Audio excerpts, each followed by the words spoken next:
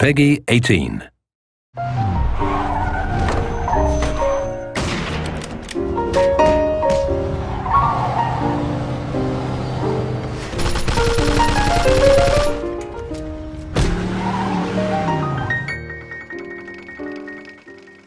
At its core, Mafia 2 is a third-person action crime game. It has all the exciting car chases, all the gunfights and all the melee combat that you'd expect from a game like this. Our target kind of experience was very much things like Goodfellas, Godfather, very kind of adult movies with very serious themes. And for that to happen, we needed the game world to be realistic.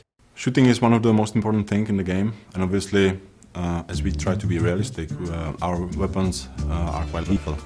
We really wanted to feel like deadly combat. What we don't want is the player sort of rushing enemies and doing things like that, you know. You can only take 2 or 3 shots before you actually die. If someone shoots at you, the first instinct is to get behind some cover. It really feeds into that intense feeling that we really want from the gun combat experience. We spent a lot of time and effort on the cover system because the player will spend a lot of time using it. But you have to be careful because the cover can often be easily destroyed. So if you're hiding behind a fence and it starts to disintegrate, it's time to move elsewhere. This destructibility was a big thing for us. We wanted to fill the whole city with a massive number of destructible objects, so the player felt that they could pretty much destroy anything. The player can use a wide range of weapons, from pistols to submachine guns. Of course, we had to include the classic Tommy gun that everyone knows from the Mafia movies. We do massive explosions from different stuff, like vehicles can be exploded. With some Molotov cocktails, they'll sort of set fire to the gasoline as it falls on the floor. And all these different things are things that you'd sort of expect from the 40s and 50s weaponry.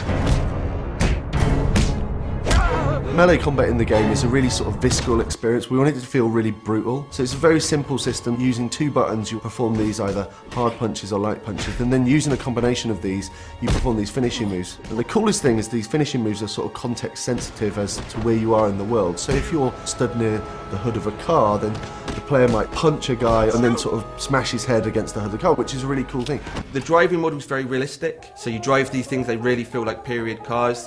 They feel very heavy, they feel really satisfying when you're driving them around. Once you get familiar with the controls, there's a real skill to doing the handbrake turns, the donuts and the skids in the street. The inspiration for these has been the cars and the car chases that you see in gangster movies. So if you visualise a gangster movie chase, you know, the cars screeching around the corner with the smoke coming off the tyres, guys shooting out of the windows with Tommy guns, this is very much one of the key goals for the driving experience.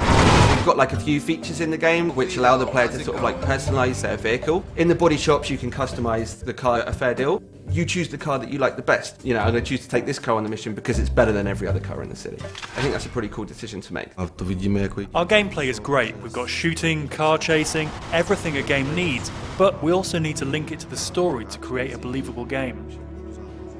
We needed to move away from some of the more arcadey conventions that you see in other open world games and focus more on a realistic experience for the player, so the player behaves like a Mafia gangster.